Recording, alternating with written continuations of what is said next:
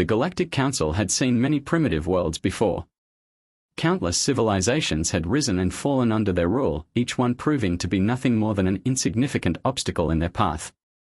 When they turned their attention to Earth, it was no different. The initial reports were almost amusing. A species that relied on physical projectiles instead of energy-based weaponry. Bulky, inefficient machines of war that spat out metal slugs instead of harnessing plasma or molecular disintegration. The idea was laughable. The Council's warlords openly mocked the concept. In all their conquest, they had never encountered a species still reliant on such crude methods of destruction. The first official meeting between Earth and the Galactic Council took place aboard the flagship Vierakan, an enormous war cruiser hovering just outside the planet's atmosphere. Inside its grand chamber, alien delegates gathered in a semicircle, their various forms shimmering under the artificial glow of the ship's control panels. Towering figures with smooth, scaled skin and piercing, luminous eyes observed the lone human representative who had been allowed aboard. Captain Elias Carter stood among them, arms crossed, face unreadable. His military uniform was crisp, his posture unwavering, but his presence seemed almost insignificant among the towering extraterrestrial beings surrounding him. They looked down at him, not just physically, but with a condescension that was impossible to ignore. High Commander Viacor, an imposing figure with armor that shimmered like obsidian, stepped forward. His mandibles curled in what passed as an amused sneer among his kind. "You claim that your species has weapons capable of resisting the might of the Galactic Council," Viacor said, his voice dripping with disbelief. "Yet, we have seen your technology.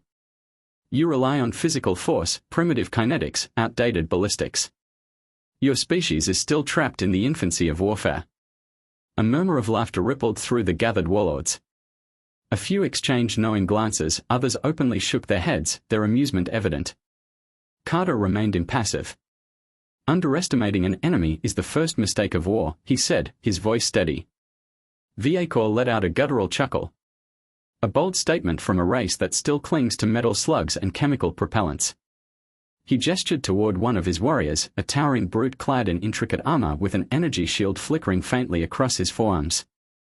"This is Gorvun, one of our finest. His armor is crafted from reinforced neutron alloys, his body enhanced beyond your comprehension. His shield can withstand direct hits from plasma cannons. Do you truly believe your, what do you call them? Bullets can harm him?" More laughter. One of the aliens leaned in and examined Carter as though he were a strange animal. "Perhaps their weapons are meant to be thrown by hand," he mused. "Or are they merely noisemakers to frighten away prey?" Carter exhaled slowly, glancing at Gorvun. The massive warrior's expression was unreadable beneath his helmet, but his stance was relaxed, unconcerned. Arrogant. He wasn't afraid, none of them were. That was their mistake. Carter reached into his holster and withdrew his sidearm, a sleek, modern handgun. The aliens tensed slightly at the movement, but when they saw the small size of the weapon, their amusement returned. "That is your weapon?" Viacor asked, his voice dripping with condescension. Carter ignored him and looked at Gorvun. "You trust your armor?" The warrior scoffed. "It has never failed me." Carter nodded. "Then stand still." The murmur ceased. The laughter died down. A few of the warlords shifted, intrigued. Viacor narrowed his glowing eyes. "What do you intend to do?" Carter raised the pistol, steady and calm. "A demonstration." Gorvun tilted his head slightly. His shield remained inactive. He wanted Carter to take the shot. He wanted to prove that human weapons were meaningless. Carter didn't hesitate. The gun fired. A single shot. The crack of the gunshot echoed through the chamber, sharp and sudden, a sound none of the aliens had heard before. The gathered warlords barely had time to react before something impossible happened. Gorvun's body jerked violently as the bullet struck his chest. His armor, designed to withstand energy blasts, plasma cannons, and atmospheric pressure shifts, offered no resistance. The kinetic force of the bullet bypassed every defense he had. There was a sickening crack. The massive warrior staggered back, his glowing eyes widening in shock. His hand trembled as he touched his chest, where a small, smoking hole had appeared. Then, without a sound, he collapsed. Silence. Utter. Dead. Silence. The warlords stared, their bodies rigid with disbelief. Viekor took a sharp step forward, his gaze locked onto his fallen warrior. Gorvun wasn't moving. His chest plate, designed to repel the most advanced weaponry in the galaxy, had been pierced like paper. One of the aliens whispered something in their native tongue. Another took an instinctive step back. Carter calmly lowered his pistol. He let the silence stretch for a moment longer before speaking. Energy shields stop energy-based attacks. You never designed them to stop kinetic force, he said, his voice measured. You assumed we were primitive because we use simple physics instead of complex technology. His gaze swept across the stunned warlords. You assumed wrong. Viekor's mandibles clenched. That was a trick, he said, but his voice was weaker now, the arrogance replaced with something else. Doubt. Carter holstered his weapon. Would you like me to try again? The silence deepened. For the first time in history, the Galactic Council warlords, conquerors of 1,000 worlds, rulers of entire star systems, felt something they had never felt before. Fear. Viekor's breath was shallow, his mind racing as he stared at Gorvun's motionless body. The warrior had been one of their strongest, an elite among elites, and yet, he had fallen to a single shot from a primitive human weapon. It wasn't possible. And yet, there Gorvun lay, his reinforced armor shattered by nothing more than a small metal projectile. The chamber, once filled with mocking laughter and condescension, was now a void of silence. None of the warlords spoke. None of them moved. The tension in the air was suffocating. Carter, still standing firm, allowed the weight of the moment to settle. He had seen this look before, on men who had realized, far too late, that they were in over their heads. Viekor's glowing eyes flickered between Carter and the weapon holstered at his side. What is that? His voice, once full of confidence, now held something else. Uncertainty. Carter glanced down at his pistol, then back at the towering alien. This? He patted the sidearm casually. It's a standard-issue handgun. Sidearm of choice for human soldiers. Not even our strongest weapon. Another ripple of unease passed through the gathered aliens. One of the warlords clenched his fists, his mind struggling to process the information. If this wasn't even humanity's most powerful tool, then what else were they capable of? A scientist among them, one of the few non-military figures in attendance, stepped forward cautiously. His elongated fingers trembled as he activated a holographic interface, scanning the fallen warrior. His four eyes widened as the data flooded in. No energy signature, no radiation, no plasma traces, he muttered in disbelief. It's kinetic force. He turned toward Viekor, his expression one of sheer horror. They use physics as a weapon. The warlords flinched. The concept was so simple, so basic, that they had never considered defending against it. Their shields, their armor, their entire battle doctrine had been built around repelling energy-based attacks. Plasma. Lasers. Molecular disruption beams. But against raw, unrelenting force. They had no countermeasure. Carter tilted his head. Your shields are designed to disperse energy across a wide surface area. But a bullet. It concentrates all its power into a single point. Your defenses don't even recognize it as a threat. He gestured toward Gorvun's lifeless form. Until it's too late. Viekor took a slow step back, his mind whirling. He had fought countless battles, subjugated entire species, obliterated civilizations that had dared to resist. Never once had he questioned the Council's military superiority. And yet, in this moment, staring at a single fallen warrior and a human standing unshaken before him, a terrifying realization took root. They had made a mistake. One of the warlords, desperate to regain control of the situation, slammed a fist against the nearest console. This proves nothing, he snarled.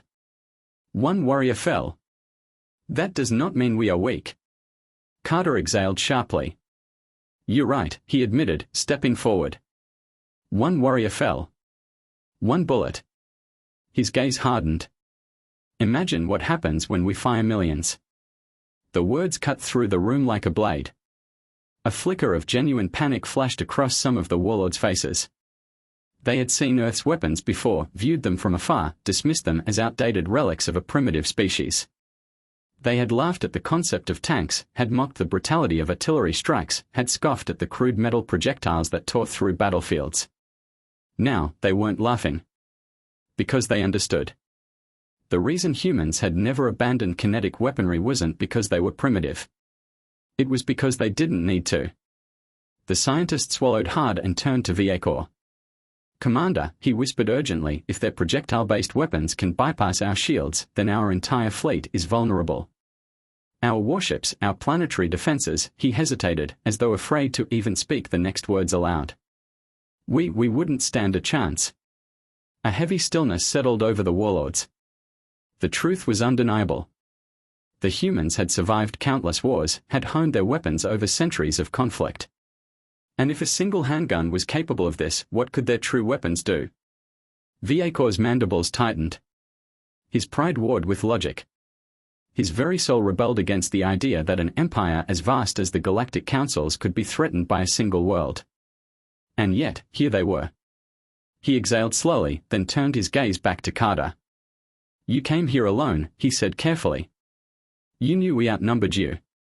You knew we could have killed you at any moment. And yet, you still came." His eyes narrowed. "Why?" Carter didn't hesitate.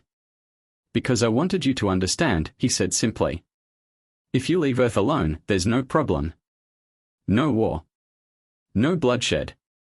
He let the weight of his words sink in.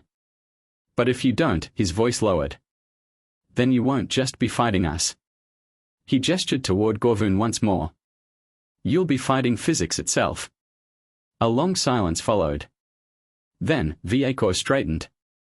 The warlords exchanged glances, each one silently calculating their next move. Finally, the High Commander spoke. "We will discuss this among ourselves." Carter nodded once. "You do that." He turned, walking away with steady, measured steps, leaving behind a room full of warlords who, for the first time in their lives, knew what it felt like to doubt their own invincibility. The silence in the war chamber stretched long after Carter had left. No one spoke. No one dared to. The weight of what had just transpired pressed down on every warlord, every scientist, every officer in attendance. Viacor's mandibles twitched as he stared at the place where Gorvun had fallen. The warrior's body had been removed, but the hole in his armor remained, a grim reminder of their vulnerability. It wasn't just a single defeat, it was a message. A warning. The Galactic Council had never encountered an enemy like this before. The humans were different. They were unpredictable. And that made them dangerous. Finally, one of the warlords, his voice low with barely contained unease, spoke. "What do we do now?" The question lingered in the air like a toxic gas. Viacor exhaled, forcing his thoughts into order. "We have three options," he said, his tone measured. "We can ignore this warning and proceed with our invasion." A murmur of uncertainty spread through the chamber. Even those who had been the most arrogant before now hesitated. Viacor continued. "Or we can attempt to find a way to counteract their weapons, develop technology to neutralize their projectiles." The scientist who had scanned Gorvun shifted uneasily. "That will take time," he admitted. "Perhaps centuries. Our shields and armor were never designed for this type of combat. We would have to rethink warfare itself." Viacor's expression darkened. That left only one choice. Surrender. He almost spat at the thought. The Galactic Council had never bowed to anyone. Not once in their millennia of conquest. To bend now, to submit to a world they had once mocked as primitive, was unthinkable. And yet, what choice did they have? Before he could speak, another warlord stood abruptly. "We must retaliate immediately," he growled. "Destroy Earth before they have a chance to use their weapons against us." A few murmurs of agreement echoed around the room, but they were hesitant, forced. Viacor fixed the warlord with a hard stare. "You saw what happened with a single bullet," he said, voice firm.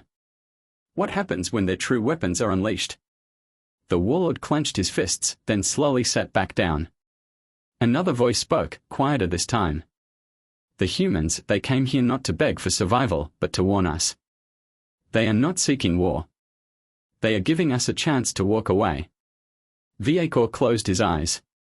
He had never felt fear before, not on the battlefield, not in the face of any enemy.